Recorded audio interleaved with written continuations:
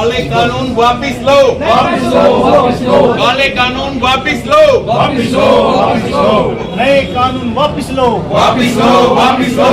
Delegation उपायुक्त महोदय को अपना ज्ञापन देने के लिए आए हैं और जो कि राष्ट्रपति जी को संबोधित है।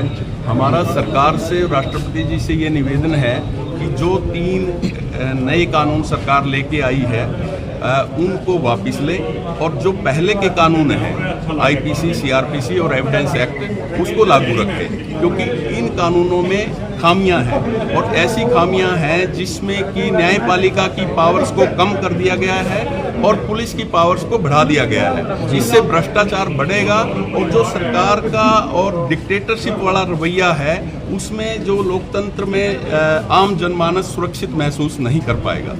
तो सर आप जो देश के मुख्य न्यायाधीश हैं वो इस कानून की सराहना कर रहे हैं, आपको ऐतराज क्यों है? देखिए, हम इस बात को नहीं समझ पाए कि सीजीआई जैसे बहुत ही इंटेलिजेंट हमारे जो उच्च पद पे है, सर्वोच्च पद पे हैं, उन्होंने किन परिस्थितियों में ऐसा बयान दिया। देखिए, मुझे नहीं पता कि हो सकता है उनको भी राज्यसभा में जाना हो। हमारे एक सीजीआई जो है वो राज्यसभा में गए थे, मिस्टर गोगोई, तो हो सकता है इन रिटायरमेंट के बाद इनको भी कोई सरकार के प्रलोभन में हो, ऐसा हमारा मानना है। कोई ना कोई दबाव या किसी उसमें लगता है, जबकि हमें उनसे ऐसी अपेक्षा नहीं थी, बट उन्होंने ऐसा बयान दिया, उनसे हमें अपेक्षा नहीं थी ऐसे बयान की। जैसे आईपीसी 1860 किया है, 2024 में बदलाव लागू होना है कानून, क्या किसमें शक्ति है जो आप कह रहे हो, जो पुलिस की पावर बढ़ा दी है? किस प्रकार की जो धाराएं हैं, जैसे एक दो एग्जाम्पल बता दीजिए, आपको लगता है पुलिस की धाराएं इस प्रकार बढ़ाई गई हैं? देखिए, ये सब मैं डिटेल में आपको बता दूंगा अकेले में, बट जिस तरीके से प्रावधान है पुलिस हिरासत बढ़ाने का, 90 दिन के तक भी जो है पुलिस कस्टडी में रख सकते हैं। पहले 14 या 15 दिन तक जो है कस्टडी में पुलिस रिमांड पे ले सकते थे। अब जब चाहे पुलिस, भ्रष्ट पुलिस अधिकारी जो हैं, जब चाहे किसी के भी इशारे पे जो है ना ऐसा उसको पुलिस कस्टडी में ले सकते हैं। पहले ऐसे कोई प्रावधान नहीं थे। पहले जो है ना कुछ गाइडलाइंस दी गई थी, उन गाइडलाइंस के मुताबिक अक्यूज्ड को भी जो है ना कुछ नियमें शर्तें थी कि उनके फैमिली मेंबर्स को इन्फॉर्म करना था, उनको कुछ सुविधाएं मुहैया करवाई गई थी। अब ऐसा नहीं है, अब किसी को इन्फॉर्म करने की जरूरत नहीं है। पुलिस के ऑफिसर्स को अपना बैज या यूनिफॉर्म में रहने की कोई जरूरत नहीं है, वो कभी भी किसी को भी अरेस्ट कर सकते हैं। एक और खामी जो विशेष तौर पर है कि पुलिस जो है संज्ञेय अपराध में भी, जो कितना ही सीरियस ऑफेंस है, उसमें भी जो एफआईआर तुरंत दर्ज नहीं करेंगे। ऐसा प्रावधान दिया कि उनमें जांच बैठाई जाएगी, जांच करेंगे, इंक्वायरी करेंगे। हमारे सीनियर एडवोकेट्स यहाँ पे उपस्थित हैं, सभी ने उसको अध्ययन किया, कानूनों को पढ़ा, पहले वाले कानून और अब में उनमें हमने तुलना करी और पाया कि ये कानून जो है लोकतंत्र में, डेमोक्रेसी में आम जन के लिए सेफ नहीं है, सुरक्षित नहीं है आम जनमानस। वजह से प्रैक्टिस कर रहे हैं जो वकील इतने सालों से, अचानक कानूनों में तब्दील कर दिया गया है, धाराएं बदल दी गई हैं, कितना इफेक्ट पड़ने वाला है? देखिए, ये कानून कब बनाए?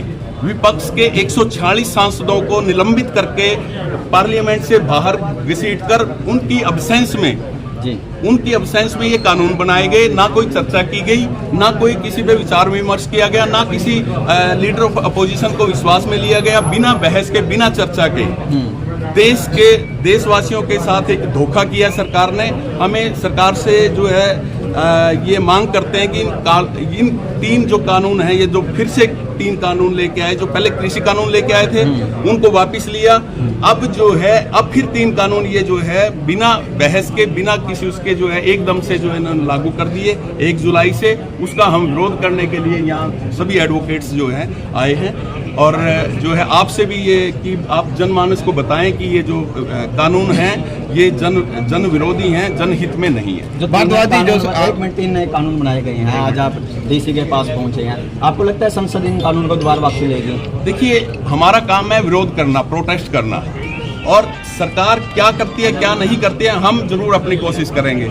सड़कों पे आएंगे, अपनी बार काउंसिल को हम जो अप्रोच करेंगे, बार काउंसिल ऑफ इंडिया को करेंगे, और जो भी हमारे से बन पाएगा हम हमारे जो सीनियर स्टेट के लीडर्स हैं और जो ऑल इंडिया के लीडर्स हैं उनसे डिस्कस करके, उनसे सलाह मशवरा करके हम आगे की रूपरेखा बनाएंगे। तो हरियाणा में और जगह भी प्रोटेस्ट करेगी जिला बार एसोसिएशन? देखिए, पूरे हिंदुस्तान में, वेस्ट बंगाल में, पंजाब में, दिल्ली में, मध्य प्रदेश में, यूपी में, बहुत सारे स्टेट्स में जो है एजिटेशन चल रहा है। आज कई जगह पे वर्क सस्पेंड भी है। जी। और हम सिर्फ ज्ञापन देने के लिए आए हैं पहले, और उसके बाद आगे की रूपरेखा हम सीनियर लीडर से डिस्कस करके करेंगे। जी, आप भी बता दीजिए, आप सीनियर एडवोकेट भी हैं, तो आज जिस तरह के 3 नए कानून आए, जो नए अपराधी कानून आए हैं क्रिमिनल, तो क्या कहना चाहेंगे? वापसी की मांग कर रहे हैं, कितना जो वकील है जो प्रैक्टिस कर रहे हैं, कितना इफेक्ट पड़ रहा है कानून से? जो प्रैक्टिस करने वाले वकील हैं और आम जन और जज साहब हैं, सभी को इनसे परेशानी होती है जी। क्योंकि जो पहले जो सेक्शन थे वो सभी को टिप्स पे थे, जुबानी याद थे, और उसमें जो कुछ बदलाव भी किया गया वो भी मेरा ख्याल है जनहित के विरुद्ध है, आम वकीलों के विरुद्ध है और एक परेशानी पैदा करने वाला है। इनमें इतनी अगर कुछ अमेंडमेंट करनी थी या कुछ सुधार करना था, उसके तरीके बहुत अच्छे दूसरे थे। तो अच्छे अच्छे कानूनविदों से जानकारी के बगैर और उनसे डिस्कस किए बगैर ये जो कानून एकदम से लेके आए हैं, मैं समझता हूँ कि ये किसी भी प्रकार से वकीलों के लिए, जुडिशरी के लिए और आम जन के लाभकारी नहीं है। इनसे बहुत भारी परेशानी पैदा होने वाली है और आम जन इनसे दूरी है। तो मेन इफेक्ट इसमें आ रहा है, आईपीसी में आ रहा है, इंडियन एविडेंस एक्ट में आ रहा है, ये सारी सीआरपीसी में आ रहा है। जी हाँ, ये सभी से रिलेटेड हैं, सारे आईपीसी, एविडेंस एक्ट और सीआरपीसी, सभी में चेंजेस है।